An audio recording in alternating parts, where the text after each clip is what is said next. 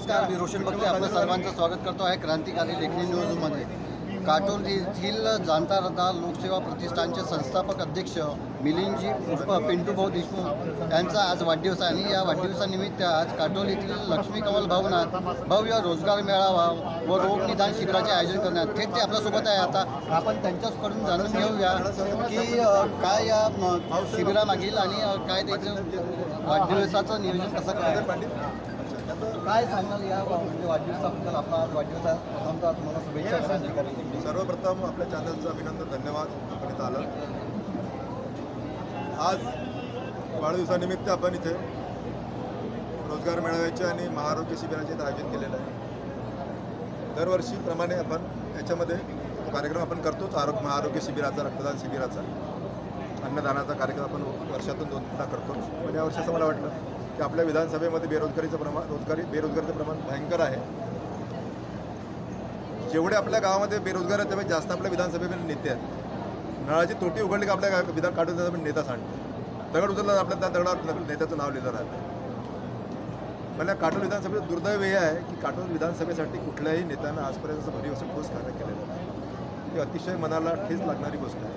म्हणून मी यावर्षी ठरवलं की बाकी लोक जसं आपला वाढदिवस फार्म हाऊसवर साजरा करतात, मोठ्या मोठ्या पार्ट्या करतात, खर्च करतात, तो खर्च वाचून आपण आपल्या विद्यार्थ्यांसाठी, आपल्या युवकांसाठी काहीतरी चांगलं करता यावं म्हणून आपण त्या कार्यक्रमातून आयोजन केलं आहे। बरेच विद्यार्थी इथे येतात, जातात आहे, बरेच लोकांना आता जॉब लेटर पण मिळालेलं आहे। आणि याचा जर लोकांचं प्रोत्साहन जर राहिलं, दरवर्षी आपण हा कार्यक्रम करू, नेटानं का हा कार्यक्रम करून चांगलं जे आपल्याला देता येईल।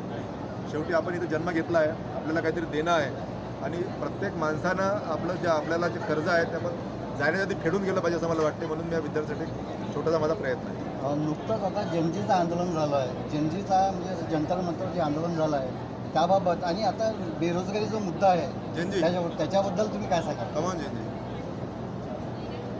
काय सांगाल जनजीबद्दल, त्यांच्या नोकऱ्यांबद्दल, त्यांच्या शिक्षणाबद्दल काय तुम्ही? हे एक जनजी असं आहे, आताची जी तरुण पिढी जी आहे, आताची तरुण पिढी अतिशय ॲक्टिव्ह आणि खूप समजदार पिढी आहे। त्यांना समजते आपण काय केलं पाहिजे, काय नाही केलं पाहिजे। आतापर्यंत आपण 12 वर्षापासून पाहतो राजकारणात ती नीतिमत्ता जी आहे शून्य झालेली आहे।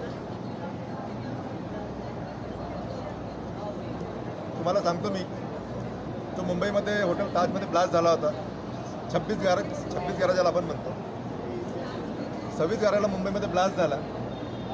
त्यावेळी तत्कालीन मुख्यमंत्री विलासराव देशमुख साहेब महाराष्ट्राचे मुख्यमंत्री होते, RR आबा उपमुख्यमंत्री होते आणि केंद्रीय गृहमंत्री शिवराजसिंग पाटील साहेब होते।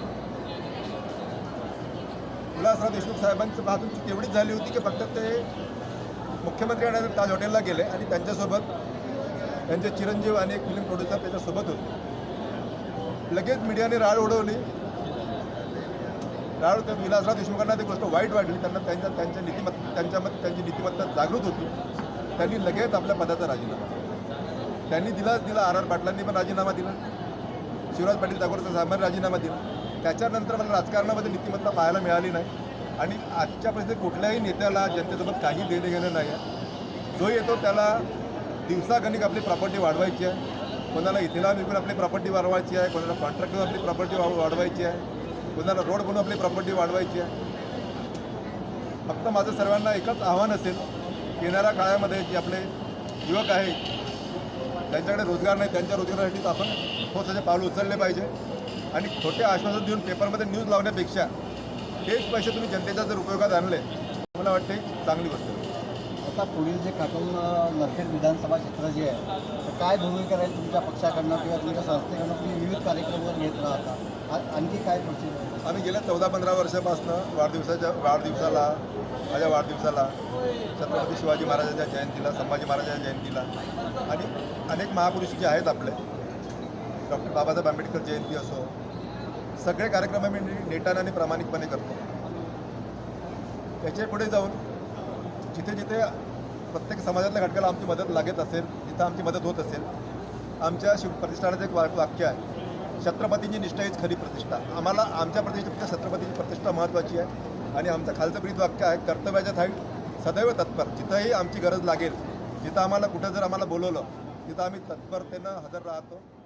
आम्ही मग की आता आजचा हा जो मेळावा जो आहे किती विद्यार्थ्यांना किंवा बेरोजगारांना इथे आता जॉब्स वगैरे आपली किती कंपन्या आल्या तिथं इथं 65 कंपन्या आल्या आहेत, 64-65 काहीतरी कंपन्या आल्या आहेत. तिथं आपण आपलं तर हे आहे की आपण कमीत कमी 1000 लोकांना इथं रोजगार आपण वॅकन्सी जे आहे कंपनीच्या 1000च्या वर आहे. आज जेवढे विद्यार्थी येतील त्यांना पण रोजगार देण्यासाठी 100% प्रयत्न करणार आहोत. विद्यार्थ्यांना पण सांगितलं तुम्ही पहा, तसं नव्हतं तर मला सांगा, मी बोलून काय आपण करता चांगलं करू. पण आता विद्यार्थी जेवढे येतील त्यांना तेवढं आपण सगळ्यांना पण जॉब देण्याचा प्रयत्न करू.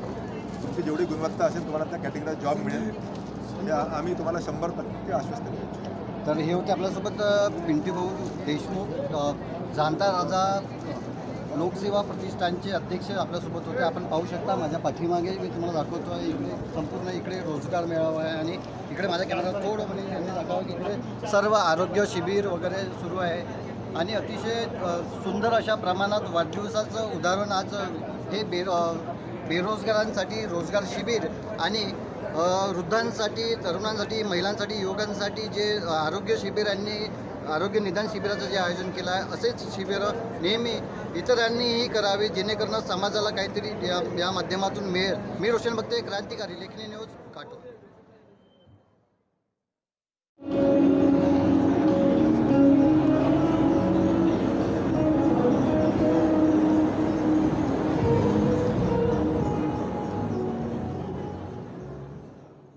मनोहर कपले, नागपूर अखिल भारतीय मराठा महासंघ विद्यार्थी विभाग याद्वारे मी देशमुख साहेबांचं स्वागत करतो. यांनी जे हातात काम घेतलेलं आहे आणि करत आहे आजपर्यंत, हे असलेले धडाडी दाखवणारे लोक आजचे लीडर आपल्या एरियामध्ये राहिलेले नाही आहे. फक्त चमचेगिरी, पैसा कुठून मिळतो, कुठून खर्च करायचा आणि येणारा पैसा आपल्यापाशी कसा येईल याच्याकडे विशेष लक्ष ठेवतात. साहेबांनी हे काम चालू केलं असं मला वाटलं. मी नागपूरहून इथे त्यांचा सत्कार करायसाठी आलो. अबा असलेली लोक आपल्याला पाहिजे. वैभव एंटरप्राइजेस तुम्ही सतत 4था हा माझ्या हातात तुमचा ऑफर